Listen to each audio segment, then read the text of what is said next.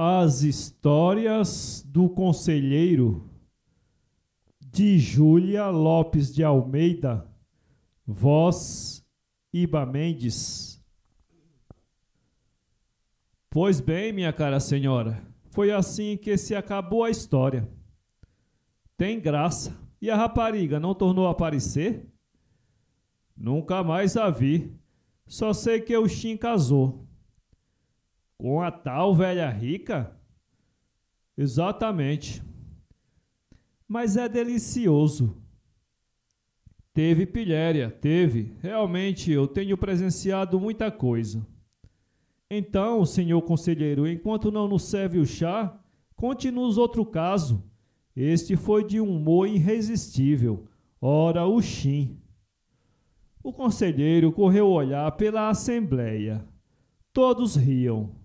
O general limpava uma lágrima, suspirando de alívio, ainda com os lábios distendidos e a mão esquerda comprimindo o ventre.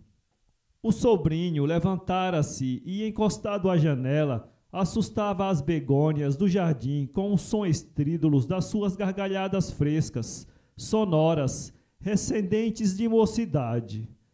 A dona da casa sorria agitando a ventarola de seda e a avó abanava com incredulidade a cabeça branca, perguntando a uma neta que estava ao seu lado a conclusão do fato que não ouvira bem. A neta, a cada pergunta, renovava o riso, curvando-se muito a esconder o rosto na toalha de linho em que bordava as suas iniciais. Vamos, senhor conselheiro, repetiam-lhe. Outra história, sim? Mas o conselheiro, que tinha uma memória de anjo e que cultivava o gênero das narrações, deixou prudentemente voltar em todo sua acostumada placidez. E, depois de pensar um pouco, declarou ter escolhido assunto igualmente verídico, mas de gênero diferente. Chegaram-se todos. Ele começou. Exercia eu o cargo de juiz de direito na pequena comarca de Santa Bárbara, quando me foi apresentado o Dr. Lemos, antigo advogado no lugar, homem pacato, idoso, cheio de preconceitos religiosos e sociais, muito boa pessoa, mas muito cacete também. Eu morava sozinho numa grande casa antiga, de corredores abobadados e de salões sem fim. O homem entendeu que me devia fazer companhia, indo povoar minha solidade doce e tranquila, com seus receios e fantasmagorias. Poucos minutos depois de eu ter chegado das sessões do tribunal, era certo, ouvia os passos do meu importuno amigo ecoando como marteladas surdas e compassadas pela escada acima. Entrava para o meu escritório, sempre solene, e, trocadas meia dúzia de palavras, debruçava-se sobre a minha mesa de trabalho, folheava, lia, meditava altos, atrapalhava-me com objeções os processos, declamava contra as acusações do libelos, para eles sempre pálidos e deficientes, e ali ficava horas inteiras, respirando o veneno da maldita cicuta nascida no mais pestífero dos pântanos, o crime, como ele costumava dizer na sua implacável retórica. Eu, às vezes, tinha vontade de o mandar de presente ao diabo e demonstrava ali mesmo certo mau modo que ele, na simplicidade natural dos bons, não compreendia. Mas admirem-se. Aquele homem que me entediava, estorvava, privando-me da minha liberdade, da minha satisfação, da minha paz concentrada e feliz, aquele homem era a mim por fim indispensável, real e positivamente imprescindível. É verdade. Estimei-o é pouco, adorei-o. Se ele tardava, eu ia à janela, olhando impaciente para a longa rua solitária da pobre cidade de província. As galinhas cacarejavam depinicando nas ervinhas nascidas nas gretas das calçadas, e no quintalzinho fronteiro uma cabocla sadia e formosa cantava alto, estendendo roupa no couradouro.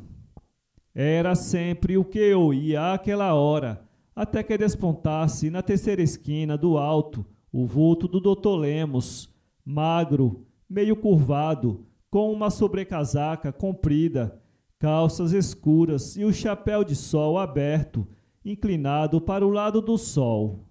Então eu recomendava à criada que nos preparasse o café e ia esperá-lo no escritório. Lemos contou-me a sua vida. Coisa vulgar, sempre com aspirações à fortuna, hoje uma esperança, amanhã um desengano, e o tempo a passar e a velhice a tomar posse dele com seus achaques e desilusões. Casara-se. A mulher era um anjo a quem não tinha podido nunca dar sossego de espírito. Mas a infeliz morreu cedo, deixando um filho pequeno. Ora, esse filho era então o General Sol, a última e única esperança que restava ao velho. O pobre homem levava-me horas e horas a tecer elogios ao portentoso Isidoro, uma verdadeira maravilha de talento e de virtudes. A honra era o grande pedestal de ouro em que, nos entusiasmos arrebatados, colocava esse Deus, herança de uma mulher amada. Contava coisas do pequeno, exaltando-lhe o caráter, e orgulhava-se dele, do seu juízo, da sua probidade, do seu critério.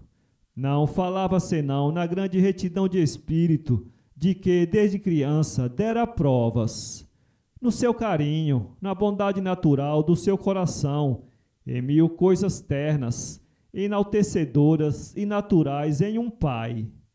E eu ouvia-o, felicitava-o, e lia de vez em quando uma ou outra carta que o rapaz enviava da corte, onde o padrinho, influência política, o tinha empregado como caixa de um banco. Aquele era o único ponto que o prendia ao mundo.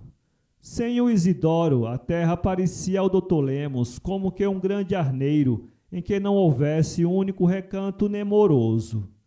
Tudo estéril, frio, chato, insalubre. Era aquele filho exemplar que o céu lhe concedera, quem dava cor às flores, brilho às estrelas, aroma às plantas, doçura ao ar, tranquilidade aos lagos, beleza às aves e harmonia à música. Eu, pobre solteirão, bem colocado, desconhecendo grande parte da vida, a luta da existência a que ele, desde os 12 anos de idade, órfão de mãe e pai, se lançara, eu tinha muitas vezes inveja daquele homem, ao quebrado de trabalhos e de injustiças, mas sempre honesto e sempre radiante do orgulho que lhe dava o filho. Ah, quantas vezes eu não suspirava, imaginando a aventura de ter também um Isidoro, forte, espirituoso e, sobretudo, honrado como o do meu amigo. Mas isto são coisas que não vêm ao caso. Continuemos. Vivíamos assim seguramente havia uns 2 anos, quando recebi uma carta do Rio, pedindo-me que, por ser eu amigo dedicado e reconhecido do Dr. Lemos, lhe participasse, como entendesse melhor que o filho... Morrera? Perguntou uma das senhoras, interessada pelo banal enredo. Não, pior. Ora essa, pior do que a morte? Então o que era? A desonra, minha querida senhora. E o conselheiro, passando o lenço de seda pela calva, fez uma pausa premeditada para maior impressão. Depois prosseguiu. Comunicavam-me ter o rapaz subtraído ao banco de que era caixa uma grossa quantia, a bagatela de 300 contos, e ter fugido para a América do Norte. Imagine o pasmo em que eu caí.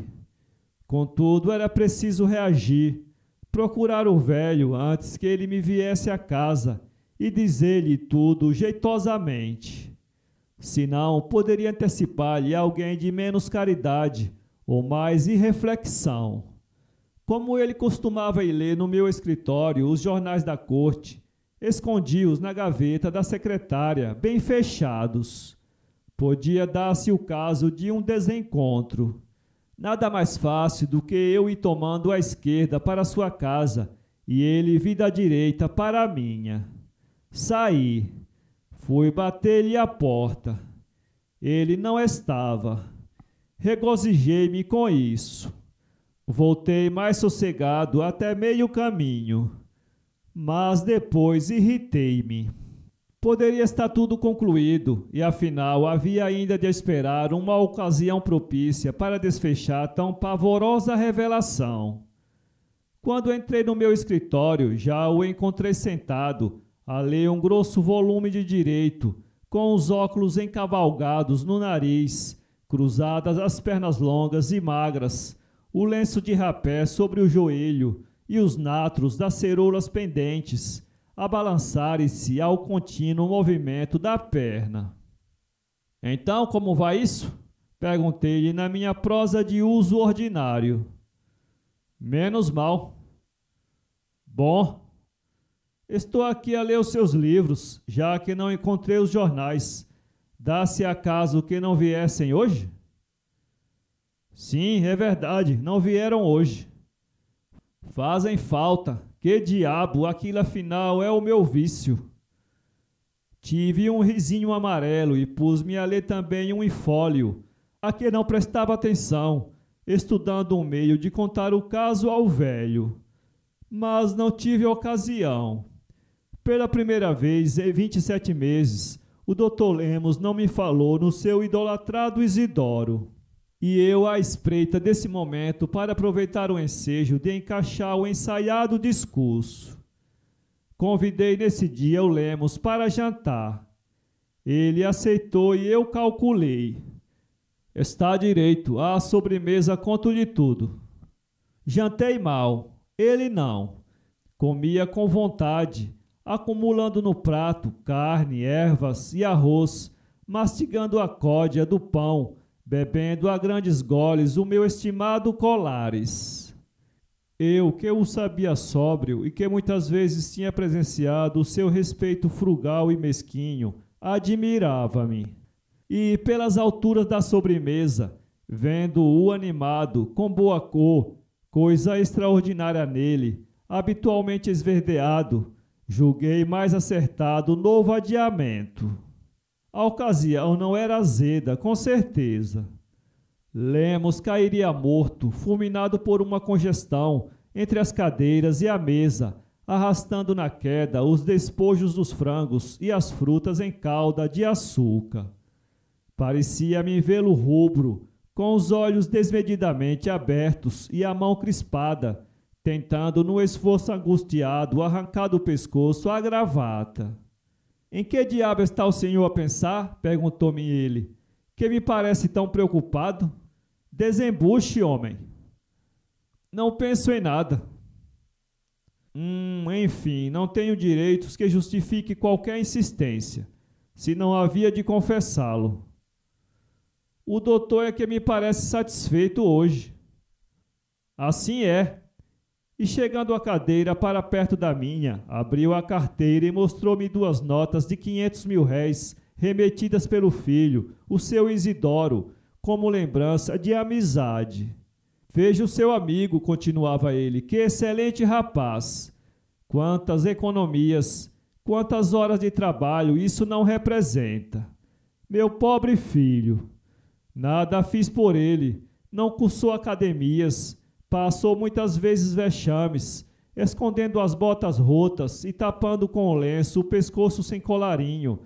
Tudo isso por eu não ter nunca um emprego, uma colocação, uma causa. E agora aí está, dizia com os olhos rasos d'água, apontando as notas. Como ele me recompensa de tantas vergonhas porque passou. E levantando a carteira, beijou com ternura, grata, demoradamente, as 2 notas de 500 mil réis remetidas pelo filho. Não pude reprimir um movimento de indignação, mas o bom homem, todo embebido na sua aventura, não o percebeu. Ofereci-lhe mais vinho e falei de outra coisa. Ele estendeu o copo sem parecer escutar-me. Depois, com um sorriso nos lábios e os olhos ainda úmidos, voltou-se para mim e disse: Vá lá, quero que o meu amigo me acompanhe num brinde. À saúde do melhor dos filhos, o meu Isidoro. Estremeci e hesitei, mas venci depressa a minha grande repugnância e, levando o cálice, repeti maquinalmente: À saúde do seu filho Isidoro. Os nossos olhares encontraram-se, o dele cheio de ternura, transbordante de glória, num grande extravasamento de alegria. O meu refletindo a mais penosa das impressões. Tocamos os copos e, silenciosamente, esgotamos o velho porto. Pois, meus amigos, não só ocultei do desgraçado pai o que sucedera ao filho, como ainda fui bater de porta em porta, recomendando silêncio aos seus poucos amigos. Respeitavam-me muito no lugar, e até a minha partida ninguém ousou dizer-lhe coisa alguma a tal respeito. Mas desde esse dia a minha vida tornou-se um martírio em Santa Bárbara. Todos os dias decidia falar ao Dr. Lemos da situação do filho e todos os dias transferia a execução do plano. Ao senti-lo na escada, escondia à pressa os jornais, cheios do nome de Isidoro. Ouvia-lhe os elogios do filho, como o mais honrado, o mais honestamente bom dos homens, sem demonstrar o desprezo, o ódio que esse rapaz distante e desconhecido me inspirava. Uma tarde resolvi definitivamente contar-lhe tudo e convidei-o para um passeio. Íamos a pé, devagar, palestrando pachorrentamente. Seguimos pelas ruas menos frequentadas, até um campo, onde Lemos parou e, estendendo o braço longo e seco, apontou-me um terreno distante à esquerda, mais sombreado de árvores, ao pé de uma cascatinha tremeluzente, entre verduras e relvas e manchas claras de pedras. Acolá, disse ele, é que eu desejo e ainda espero ver um chalezinho feito pelo meu Isidoro, onde eu viva ao pé dele, de uma nora sensata e de uns netinhos alegres. Será então, se eu conseguir isso, a minha primeira época de felicidade neste mundo. Não respondi, mas francamente tive vontade de chorar. A única ambição do desventurado era irrealizável como tantas outras. Não, eu não lhe diria nunca o que tinha feito o seu honesto Isidoro. Voltando para casa, requeri ao ministro da Justiça licença para tratar da minha saúde onde me conviesse. Felizmente fui atendido. O despacho não se fez esperar muito. Em uma manhã chuvosa, parti de Santa Bárbara. Lemos foi dizer-me adeus à estação. Parece-me que eu o estou a ver, fugindo da lama, a saltar de pedra em pedra, com o chapéu de chuva aberto, as calças arregaçadas, o sobretudo abotoado e um lenço de seda enrolado no pescoço. Eu já estava no vagão. Ele encostou-se ao comboio e segurou minhas mãos com amizade, pedindo-me que de passagem pelo rio visitasse o seu filho. Prometi-lhe isso e desci. Abraçamo-nos. Vi-lhe através dos óculos as lágrimas tremerem-lhe presas às pestanas ralas e curtas. Meu pobre amigo, ao primeiro silvo e à primeira oscilação do trem, entrei às pressas. Um empregado fechou com estrondo a porta. Lemos, recuando muito pálido, fixava-me com ternura. Mais um segundo e o comboio partiu. Debrucei-me na janela. Lá ficava sozinho o Dr. Lemos, agitando melancolicamente o seu lenço branco. Escrevi-lhe do Rio, mas não obtive resposta. Soube mais tarde, por uma carta do promotor público, que o velho estava louco. Disseram-lhe tudo no próprio dia da minha partida. Aquela boa gente arrebentaria de impaciência se o não fizesse. Ora, aí está, meus senhores, como se acabou esta segunda história. Decididamente, senhor conselheiro, achei muito melhor a primeira. Deveras, minha senhora? Sou da mesma opinião, confirmou o general. E eu, disseram outras vozes. Pois, meus amigos, entre todos os fatos da minha vida, foi este o que maior impressão me deixou, sempre que me lembro do infeliz pai. Bem, interrompeu a dona da casa, disfarçando um bocejo. Vamos agora ao chá? Para ler este conto, acesse www.poeteiro.com